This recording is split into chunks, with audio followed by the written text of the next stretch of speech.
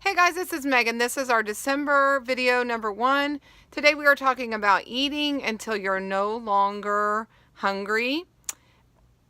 We want to focus in on not just looking at portion sizes or ways to look at portion sizes, but remember, this is not a diet where we don't want to weigh and measure everything we eat. We want to make it come as natural as possible.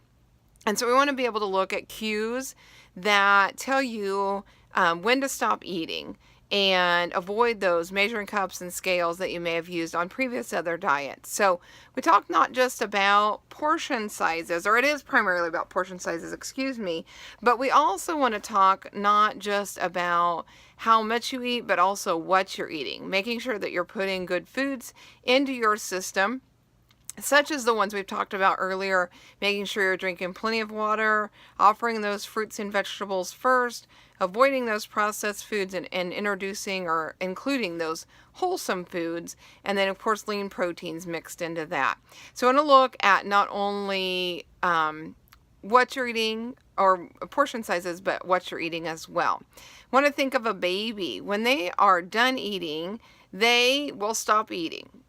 You can try to give them another bite, and if they're done, they're done. They'll often spit it out, and they show you that we're done. As we grow older, we tend to overlook those kind of cues, and we continue to eat, and one more bite, one more bite, one more bite. Especially when we're looking at desserts, we generally take more than just one more bite, but we may be full before we even get to the dessert counter. So looking at really identifying when are you full and enough is enough, avoiding those clean your plate clubs, clean your plate before you can have dessert, etc., etc. You want to stop. When you're done eating, you're done eating, and leave it at that.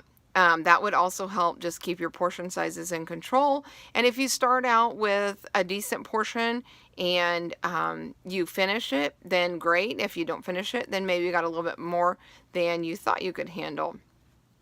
And we also want to look, especially when we're eating out, we generally see larger and larger portion sizes. So at a restaurant, if you don't finish your serving size that you've ordered, it's generally going to save you a few calories.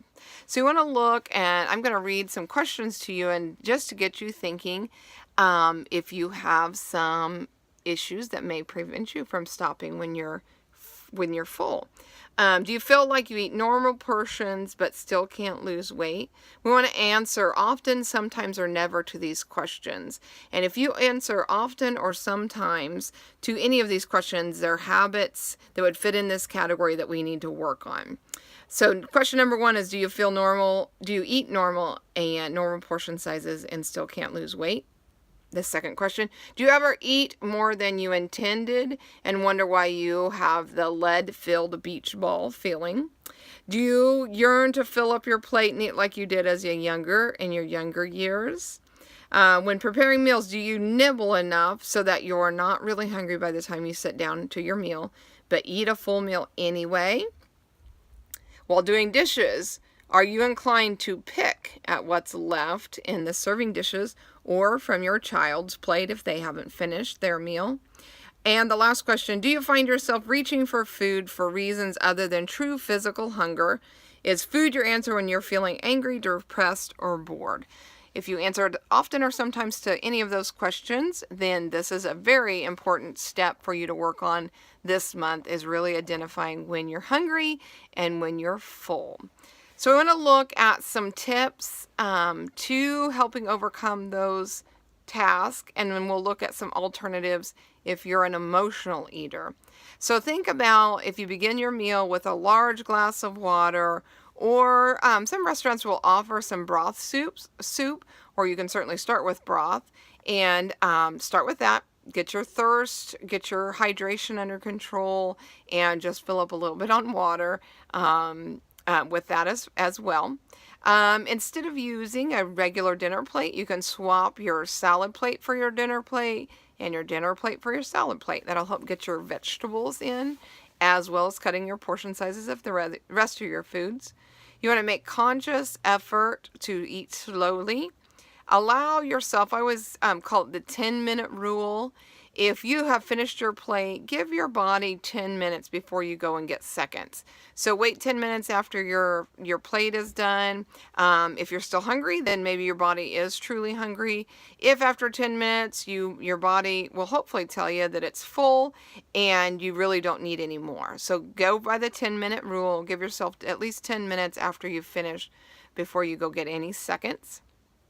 If you seem to have a problem of picking while you're eating, while you're cooking or while you're cleaning up, get some gum in your mouth. That'll help you from nibbling on foods while you're preparing it, as well as cleaning up plates while you're cleaning the table. So look at some chewing gum while you're cooking or while you're cleaning up. Serve meals at home from the counter or from the stove rather than putting them on your table. You can still set family style at the table, but fill your plate from the counter and then take it over there. It will help you from tempting to grab extra foods as well.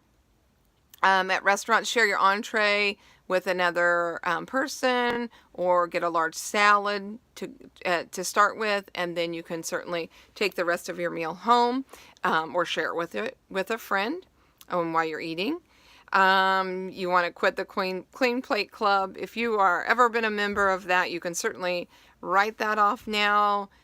Be a dismember from that group, and just eat until you feel comfortable and not over an uncomfortable stage. And I'm going to post a 10-level guide to know when to stop eating, and really you want to gauge yourself at a 6 would be where you want to stop, where you feel satisfied, not hungry, and not stuffed. So you want to find that happy medium right in there, about a 5 or a 6.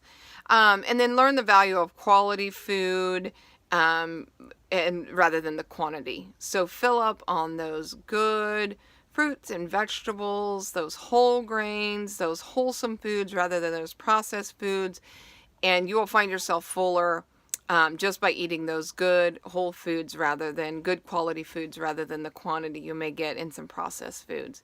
All right, finally, our last section of this group, and I apologize, my selfie stick that I'm using seems to be kind of wobbly tonight, so hopefully the video is not too wobbly for you. But anyway, the last area that we want to cover tonight is if you're an emotional eater. Just some things you can kind of keep in mind, see if they work for you as a replacement rather than letting your emotions get the best of you and start that eating. So if you feel like you're angry and you're an angry eater, maybe you're just an emotional eater and you eat whether you're hungry or whether you're happy, you're sad, you're lonely, any of those. So these might all be things you can try. Or maybe you just seem to find it when you're sad you eat, or you're angry you eat, etc. So identify what fits your category and really work on taking control of that. So if you feel like you're an angry eater, take deep breaths. Try some jumping jacks, get up, get moving, walk around, get some exercise in, get that frustration worked out. You'll benefit from getting some exercise in, and hopefully then avoid eating when you're angry. And certainly you can step outside, would also be a good alternative. The cold air right now might definitely spark some happier thoughts. It may make you more angry. If that happens, then I would avoid stepping outside and just take a walk around the office. If you feel like you eat when you're sad, find if you have a pet, play with your pet, give your friend a call, and get some emotional support through them or a family member. Listen to music. Set your worries in prayer instead of on your mind, or you can write a journal. Any of those could work for if you're feeling sad. If you feel tired, again, try a power nap. A quick 5-10 minute power nap may do you wonders. If it feels like that's not enough, you may have to try some alternates, but certainly I can usually get in a quick power nap and I feel pretty good. So give that a try. You can also look at getting up, getting moving, jumping jacks, walking, getting outside. Right now, the cold weather would certainly wake you up, so that might be a good alternative if you're tired. But just moving, or taking that power nap is probably your best bet to staying awake. You could also try chewing gum. Sometimes that will help with keeping you awake. If you're bored, again, playing with your pet, getting up, working out, Work on a hobby that you've maybe put off, or one that you don't get to do very often. Work on your hobby. Organize your photos or create a photo book. Or certainly try any of those quick exercise videos that we've loaded to our website, or any that you like to use as well. And finally, if you're happy, some of us don't think about happy being a time that we eat, but we certainly do. We're coming up on the holidays. People are happy. They want to eat at the office party. They want to get together with friends after work. They want to have a family get together. Those usually all involve food, which is okay. Look at what you're eating there, but also looking at how much you're eating there. And really just focusing in on those good, healthy foods, and minimize those extra foods that you may want to eat, because you may end up not being quite as happy if you've overdone it. So looking at moderation for sure, enjoying what you can, but keeping it in check. But if you feel like you're an emotional eater, you can certainly get that walk in, which will help counteract those extra calories you might be eating. Get up, jumping jacks, dance, just music playing, movement. You can test a new healthy recipe. Any of those kind of things you can do to keep moving and help save you on calories would also be helpful. All right, guys, that's kind of what we have today for making sure you eat until you feel comfortable and not overfull. Again, check out the extra sheet that I will post with the blog about looking at your hunger cues and looking at if you're an emotional eater, some of those things you can overcome. All right, guys, thanks a lot. We will have one more video in this series for the diet-free eating, and then we'll move on at the first of the year to our next set. Thank you, guys. We have one more video. Questions will be due next week. Thank you.